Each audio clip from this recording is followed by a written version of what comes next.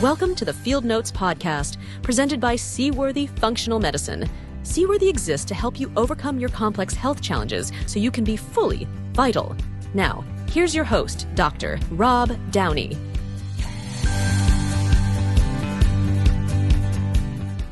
How can understanding integrative psychiatry open up new dimensions of our understanding of how people suffer and what they need, including questions lots of us have about the safety and necessity of medication, how to show up for people when they're um, when they're experiencing great mental suffering.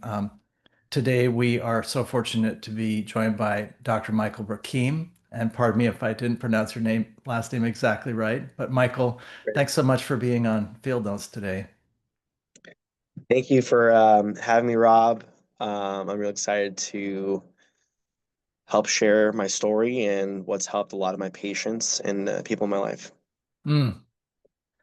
Well, you've got quite the credentials. I've been familiar with University of Arizona integrative program for many years back in Montana, right when I was cutting my teeth and sort of coming out of the closet as a conventional provider about my love of integrative and functional medicine. Victoria Mays is from University of Arizona, visited and lectured at St. Pat's, and I was working for Providence at the time, and everyone was just so impressed and appreciative, and she really opened the doors of uh, consciousness for everybody about what was possible in this sort of overlap zone. So uh, quite the pedigree.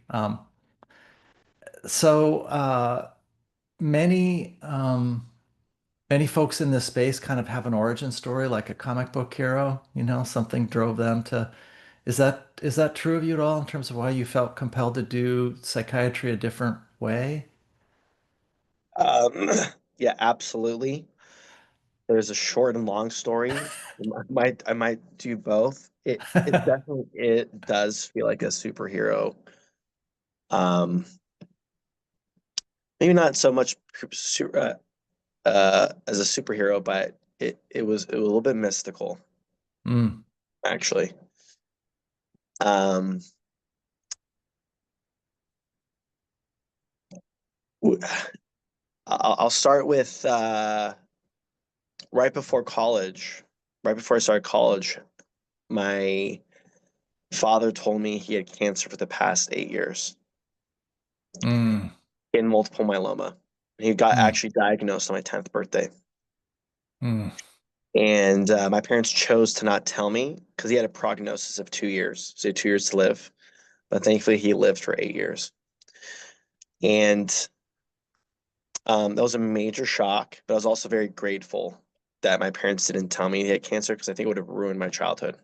Mm. Because my mom told me there were months where like any month he would have died, and like having that in my conscious would have been too much. So I'm very grateful that they held it for me. Um, but I started volunteering in a hospital my sophomore year of college just to see if I really wanted to become a physician. It wasn't clear, and my father ended up passing away October 11th of 2007. And he ended up passing away in the hospital I was volunteering at. So my first shift, first few months, was on the oncology floor. I had no idea, but like, I was assigned to that floor, and that's where I really developed like a sense of um, empathy for patients. And 2 months after my father passed away, I was working on the telemetry floor, which is a floor where they're monitoring people for, any cardiac events. And there was this patient who was alone on Christmas Day. And he looked really healthy and he wasn't hooked up. There was no leads on his chest. He was just in one of the patient rooms laying there in the patient bed. And I asked him, "Oh, what brings you here?" He's like, "I don't know. I don't know why I'm here," Mm. which was a little bit odd, but it was really great just getting to know him. He had no friends or family and just really got to know about his life. Um, I had another shift the next day on December 26th. And I came to him, and the first thing he tells me is that my dad came to him to tell me that I need to obtain the knowledge. Mm. And I asked him, like, what does that mean? It was very vague. And then he said, I don't know what it means. If you're not going to receive this message now, it's going to come in other forms in the future, and there's going to be a lot of obstacles. So I didn't know what to make of that experience. And then 2 weeks later, I was looking for a research job to get into medical school. Research is kind of almost like a kind of a requirement or an expectation if you want to get into medical school these days, or at least back then. And I found this physics professor doing research in acupuncture. And I go in his office and I told him, like, I want to do this acupuncture research. I want to be involved. And he says, I have a different research project for you. I've been studying, I don't know if you're familiar with Reiki, but it was an Hmm. energy medicine technique called pranic healing. Hmm. And a healer, it's a 10-year study. He's been kind of doing an underground study, but I could get credit through college, research credit. And he had healers in England or like 10 feet away healing HeLa cells, a human cancer cell line in a petri dish.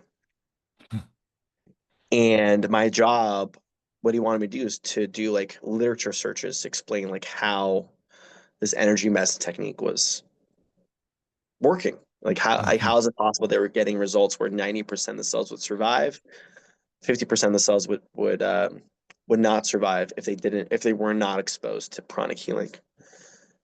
So I saw so many articles, both in the US but also throughout the world, about humans doing unbelievable things to their environment, decreasing radioactive decay.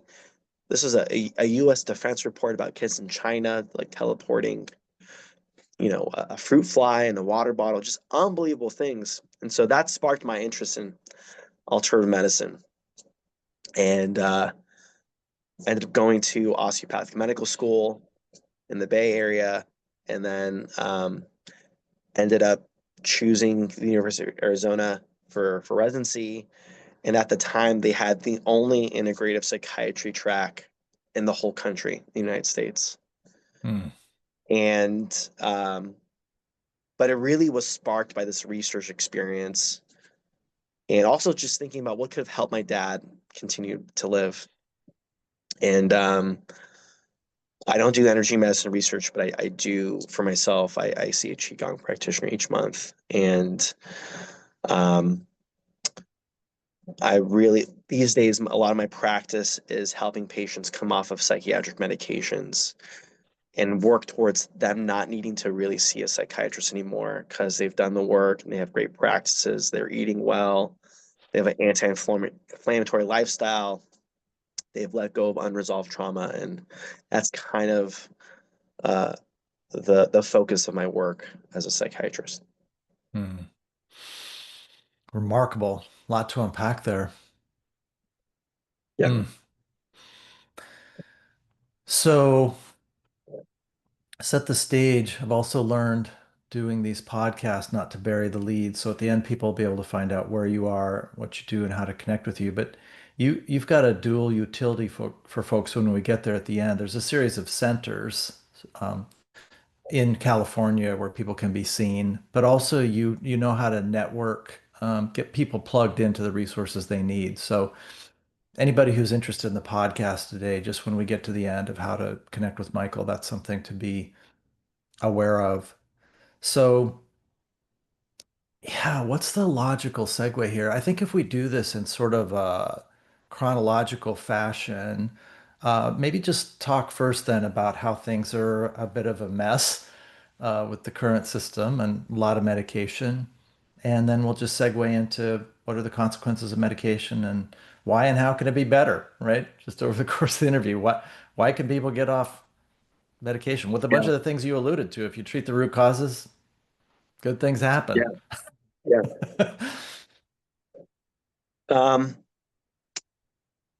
in terms of the state of the system, um, it's definitely complex because I think the way the system is, I think the reason why the mental health system doesn't have great outcomes is part of a reflection of how society is. I think psychiatrists and mental health practitioners are set up against a very dysfunctional society where loneliness is rampant. 25% of Americans don't talk to their parents. 60% of Americans have zero or one person they can depend on. Hmm. So for the therapists and psychiatrists to step into this arena, it's difficult. Now, along with that is um, cell phones. And this is probably the number one. I've been trying to focus on this more and more with patients, but I have a lot of patients where they spend sometimes 3 to 5 hours per day on their cell phones for entertainment, where the threshold for getting excited about something has increased significantly, where people rather rather be on their phones than read a book, engage their hobbies, talk to people, be intimate emotionally or sexually with their partner, um, being connected with their kids. Like it's really preventing them from engaging life directly. And even excessive cell phone use leads like um, functionally leads to like ADHD symptoms. Hmm. So add that in the picture for the last 10 years. There's a lot of obstacles to living a fulfilling, meaningful, and sustainable life. Hmm.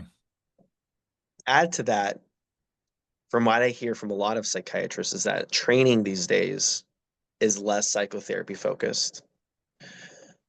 There's not a lot of training about how to help patients live a anti-inflammatory lifestyle. Um, and, visits are often 10 to 15 minutes for a lot of patients when they engage the mental health system in terms of psychiatry.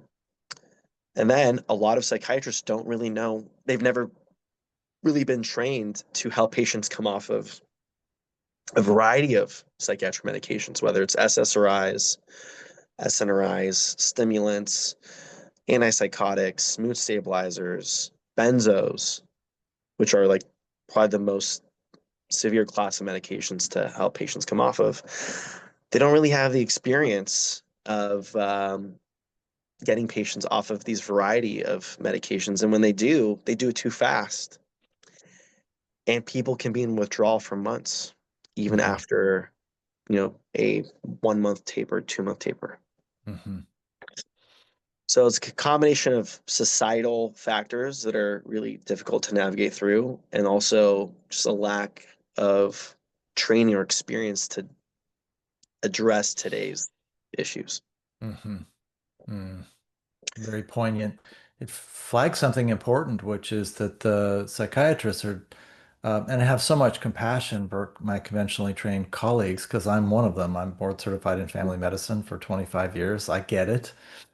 Yeah. My training, I was disincentivized from coloring outside the lines. The premise being I would violate rule number one of clinical medicine. I would hurt somebody. So Hmm. I had to see an amazing outcome in 2005 and say, I've got to have that toolbox before I sort of changed how I rolled. But I think, given the stakes in psychiatry, I think it'd be very scary for your conventionally trained colleagues to undertake. Uh, it just all is set to be a self-perpetuating sort of one-way Yeah. avenue for both the prescriber Yeah. and the patient. Yeah. And I want to add the the career that has the highest rate of suicides Mm, is our physicians. mm, And so for physicians to be a container for patients to heal or to get healthier, a lot of doctors they're not, unfortunately, they're not in a place to really be a consistent, present, available provider to really Hmm. be be a container in a lot of uh, settings, unfortunately. Kind of a perfect storm. Just Yeah. all, yeah. Well, I'm sure one thing people would love to know, one of the things in the preparatory materials for today, which I really appreciated, do you have some time to talk about how one person could show up for another that they're concerned about? One person's concerned about another, and given all Oh, of your wisdom, so yes. and so is really Yeah. suffering. This is scary. I'm worried. How do I show up for them? That's kind of a segue into getting. I'm sure some people who hear this podcast will think, well, I'm just going to go down to California and see this guy or one of his colleagues, right? So we'll talk about that at the end. But I mean, just human to human, how do you show up for somebody that's suffering in the system? I have some ideas about it because of my work too, personally, Yeah. professionally. But this is a precious thing, I think, to know your take on this. It's very simple. Um, Before I go into it, I'll share because it's related. The most common form of unresolved trauma that I see is emotional neglect. So adults that I'm seeing now, where growing up, nothing major happened to them, like, no sexual assaults, they didn't go to war. It's the experience of when they got home, their parents were not curious about their life. They were busy working too, they're both working, you know, and they would watch the TV. Like, it's just so the number one thing any human can do in terms of being connected with another human being is just being curious, asking questions about how are you doing? How's your day? What's been going on for you? That's even great for conflict resolution, Hmm. right? If you're Hmm. angry at someone or you're wondering, like, why did they do something? You don't start off with saying, "Hey, you hurt me. Why did you do this?" It's like asking, like, "Hey, how are you doing?" Right? Because Hmm. they may have done something to hurt you because, well, they didn't know that they hurt you because they're hurt themselves. Hmm. And so by being curious and just asking how they're doing, what's been going on for them, you might have no idea where that may lead to. And it might lead to connection within a couple minutes. That's just like one of the simplest things to do. And another one is that when you're having meals with someone or hanging out, just the phone is just not around at all. Hmm. That's something that I'm trying to be more persistent on with Hmm. family, with friends, just Hmm. not having the phone Yeah. be around at all. Yeah. Yeah. My wife's in pediatrics and she just recently did a talk on sort of the digital age and kids and mental health. And she tracked backwards to sort of the explosion of anxiety coinciding with the advent of the ease of availability of the cell phone to kids. And we could go on for days, I know, but just Yeah. to add to what you're saying, this sort of perfect drug uh, is such a ubiquitous poison of our consciousness, and also a necessity for many of our work. So it's got this toggling thing that it does that I find really interesting too. I should mention briefly, one of the most brilliant people I ever met was this woman. She was near retirement when I was in college. She was a college professor, and she, I think at age 55, went and got a PhD in information science. And her Mhm. premise was that the computer, and this was 1987, she went and studied genie stories for her doctoral thesis. And she said there's two kinds of genie stories. There's one set where you let the genie out of the bottle and good things happen. And there's another set where you let the genie out of the bottle and it just all comes down. Mhm. And she said that's what we need to do we have this very, very powerful technology, and we just need to ask ourselves, are we clear-eyed about the ramifications and why we're letting it out, and what's our state of conditions of relating to it, and what puts it back? Or is it just a tempest? It, it's a relationship, just like anything else. I really think AI specifically, you have an opportunity to be so productive that you have more time to connect with people. Mm, Like fascinating. my intention in general when I use technology is I want to get my work done more quickly so that I can be connected with people in person. Yeah, More time for that. brilliant. Brilliant. Well, as we segue again, I just cannot underscore and highlight more strongly this thing that Michael just shared, the importance of this. For me, it's time with people, time in nature, time reading aloud. And and we're sort of under a spell with these phones and technology, and I think we sort of need to break the spell then for it to come into clear-eyed focus, this balance. And so I would just encourage anyone to do a retreat, take a digital holiday, read Brainwashed by the Perlmutters, become more familiar with Michael's work, whatever it takes to start to take those steps to have it come into clear focus, the dark side of this. I think it feels like waking up to set those boundaries and to come to it in a state of more enlightened relationship with these things. Yeah. When they've done studies of people's brains, um, like blood flow when they're using a cell phone, it functionally looks like dementia. Mm. Yeah, yeah, yeah. That does not No. super interesting and makes sense to me. Yeah. Well, how do probably the next most important thing to talk to is just the stakes. When I really think what happened for me in third year medical school at the University of Utah, and I love my toolkit from there. I'm very indebted for very good training. I really have to acknowledge that. I got very rigorous training. It wasn't necessarily fun, but maybe that's true for a lot during med school and residency, is it's not supposed to be fun.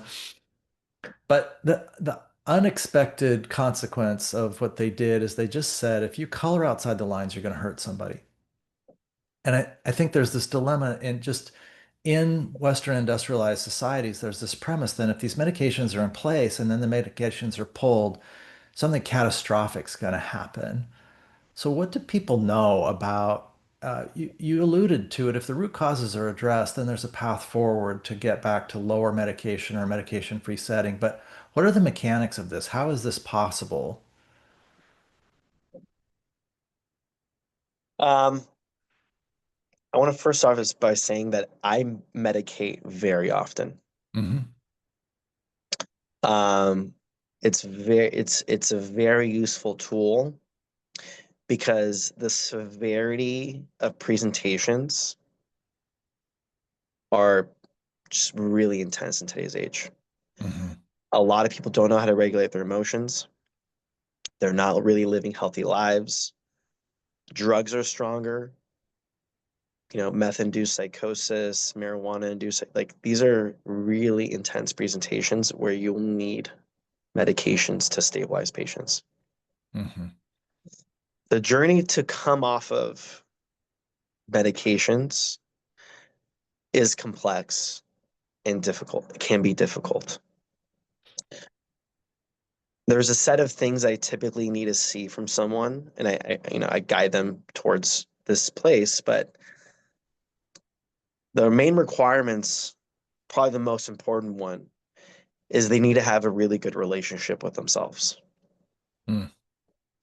The way that they narrate their life is very important. So if they have a very negative lens in terms of like, you know, if they often say like, I'm not worthy, I'm stupid, I have no value, high risk for relapse Hmm. as they're tapering off. Good emotional regulation skills, getting adequate sleep, eating well, exercise, and having a community. That's Yeah. probably the hardest one. That's kind of like in today's age, it's really hard to do. But at least they've developed a setting in which they can connect with at least one person. Um, that one again is a little bit hard to do, but those are kind of the main things I look at to see if someone's ready to uh, come off of medication slowly.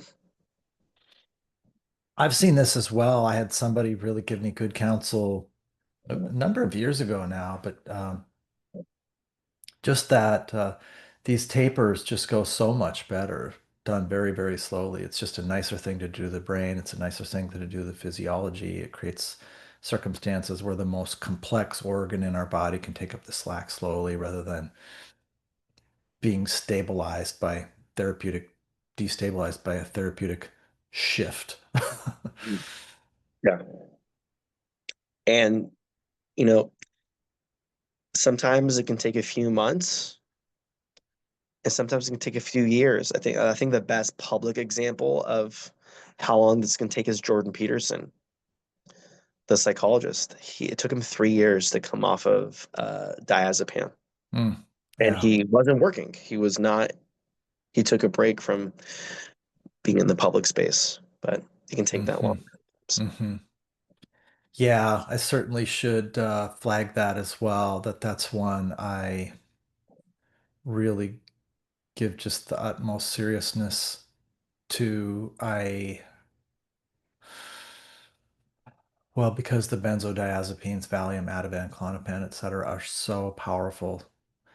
Uh, I'm very, I set a very high bar to prescribe them, and I really counsel people carefully. It also goes back to something you said at the beginning, because what I flashed on when you were talking about these phones is that if somebody has ever taken a benzodiazepine for anxiety, then L-theanine or meditation pales by comparison. And similarly, once people have had the perfect drug, that phone, then I think part of the transition, full disclosure here, these are maybe part of, to whatever degree I'm effective as a functional medicine MD, in large part has to do with my own personal journey working through these same sorts of issues.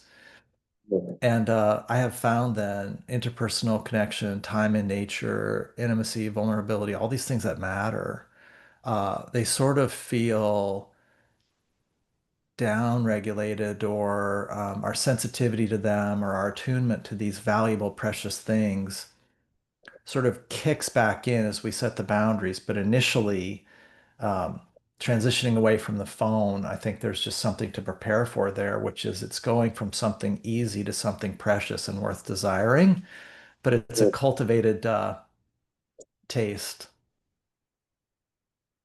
Yeah, thankfully, phone taper use is is easy to do. The withdrawals are like not that long, thankfully. That's great. Yeah, Right. Right. that's good. Right. So by the way, when we get there, do you have books and standalone content for people who want to learn about these principles, or mostly do they kind of need to connect with you and your team and work one-on-one through this kind of stuff? There are a variety of books I typically recommend for patients Yeah. to look into. The hmm top two books that I typically refer uh, patients to, I would say maybe three, is The Happiness Trap. A lot of great tools for how to work with negative thoughts and emotions, and then 4,000 Weeks, Mm, a time management guide for mortals. mm, mm, Great, great book. mm, And The Courage to Be Disliked. mm, Those three are kind of pillars for me for books that I recommend. mm. Thank you so much. Yeah, my life was changed by Brainwash by David Perlmutter and his son Austin. And they had this whole sort of premise of disconnection syndrome. We're disconnected from ourselves, we're disconnected from others, we're disconnected from the planet. and it seemed to be a pretty good working premise for a lot of similar types of things. David Perlmutter reports going into a rage, at the checkout aisle at Costco or something when, somebody like bumped into his wife too hard and snarled at her. And, they talk about the dose of the news and where to get it and the number of minutes a day and what time of the day. And Mhm. they're really careful to, again, evoke these phones as a pivotal, the pivotal node to Yeah, unclip and heal, wake up. Well, what what's important to share that we haven't gotten to yet? What do people need to know that you know? What would help them? yeah. How important consciousness is, in terms of the way you direct it. So, what I often share in the first visit with the patient is the um, following fact is that 80 to 90% of the cells in our brain are immune cells. That's huge. What that means is that if you have negative thoughts, frequent depressing or anxious thoughts, and you allow it to continue to happen frequently, the immune cells in your brain are going to be pro-inflammatory at that point. And over time, that can lead to autoimmune conditions. And that's kind of how nocebo, you can say that's one way in terms of how the nocebo effect kind of can manifest itself. Hmm. Versus if you have more empowering, accepting, compassionate thoughts, your immune cells are more likely to be in an anti-inflammatory state and decrease your risk for having an autoimmune condition. Hmm. And so your thoughts have a huge impact over how the physiology of your own body, not just heart rate, not just blood pressure, but also your own immune system. So there's a level of responsibility that you have over what types of thoughts or emotions you will invest in your time your time in. So I think that's a very important fact to be aware of. Curating our consciousness, our emotions. Yeah, yeah. Any particular practices stand out that you feel have great value? Sort of, is it more sort of categorically meditation or yoga? Or are there specific types of mindfulness or positive psychology that you think stand out in terms of ease of access, speed of transformation? It really depends on what's available to you. If you have Hmm. nature close by, go Hmm. outdoors. Hmm. If you have kids, you know, have a practice of like, I'm going to spend, face to face time with my kid at least for this period of time each day, no matter what. Hmm. A very popular one that I have patients do is cuddle with your partner for at least 15 minutes each evening Mm, to get beautiful. to get free oxytocin. Yeah. But there are psychiatrists that are prescribing oxytocin right now. Yeah. So you can get it for free by by Yeah. uh, cuddling with your partner each night. Nice. So it's whatever is that's accessible to you. Hmm. So if it's meditation, great. If it's someone in your own household you want to connect with, great. Nature, your dog, your pet, Hmm. journaling, whatever that is, Hmm. that gets you out of your head, Mm. negative mindset. Mm. Well, before we talk about where people can find you, I'm sure our audience is going to want to know, did your dad show up again? Did you get the knowledge? Well, the knowledge I don't know, but two things relate to that. I am starting rabbinical school in 2 months, so I'm going to become a rabbi in 2 months. um, to get more spiritual tools and knowledge. But in an energy medicine session about a year and a half ago, um, I felt like a slap in the face. And the healer was nowhere near me. And it became very clear that it was my dad's spirit. Mm. And the message was that I need to take life less seriously. That's why it was like I actually like, it Mm. was, I felt force Mm. like that.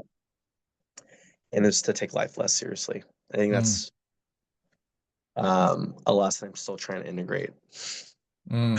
as a Mm. psychiatrist. Sometimes I can get too much in my head during Yeah. analysis. So yeah, Yeah. so he did come, he's Mm. around. Like I can sense him Mm. around. So Mm. Thank you for sharing that.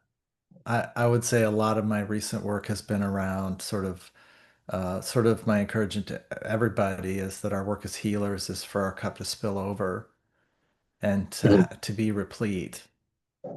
And so that's a different way of holding space, and it kind of defies some of these conventions and just Western medical sort of burnout, depletion, overwork, Yeah. etc., mechanistic. So, and I would probably go so far as to say one has to sort of, I think, have the courage, I guess I would call it, to have work-life balance, be replete, be positive. Uh, I have found, I went on was lucky enough to be at a mindfulness retreat in Costa Rica, functional medicine, and one of the people there said, "Hey, there's this great affirmation app called I Am." And Mhm. so I was just running these positive affirmations. And then over the last month, I switched to my inner child. Mhm. And every single time I click on one of these, my inner child just goes, Yay! You're finally letting me out of the dark room. And so it's been very poignant. It's been really poignant. And I'm not switching categories. I'm really running with this one because there's so much yield there. Yeah. And then it's been really good for my work with my patients, my family, my friends, etc., compassion. But even walking into the hospital today or my meditation this morning with my wife, I just thought, oh, well, some of the parts of me, the kind of sailor language, the caustic, critical, harsh. Yeah, I don't think my inner child or kids, are put at ease by Mhm. that. And so I was kind of saying to one of these parts of myself coming to the hospital, like, hey, tone it down a little. Mark David, one of my favorite thought leaders from the psychology of eating, he encouraged us to get in touch of our inner monarch, our king or queen. Who's our wise king or queen who can say to everybody, okay, this is how we roll. So I kind Mhm. of got in touch with my inner king or queen and just said, hey, can you start to tone down the caustic language? There's the inner child cowering in the corner, right? I mean, Yeah. do you really need to be that way? Like, A a great fast track way to reach your inner child is taking an improv class. mm, mm, Great way to do it if it's really like in the dungeon. It's a mm. great Wow, opportunity. thank you. I've taken 7 improv Yeah. classes, Oh, and it's yeah. made me a better therapist, and it's been a lot easier to connect with people in a very playful way. So Wow. My daughter's done that too, and really had fun just this last quarter at college. Had a total blast doing that. yeah. Yeah. Yeah. Well, where can people find you, Michael? Yeah, so for clinically, they can find me at hopetherapycenter .com.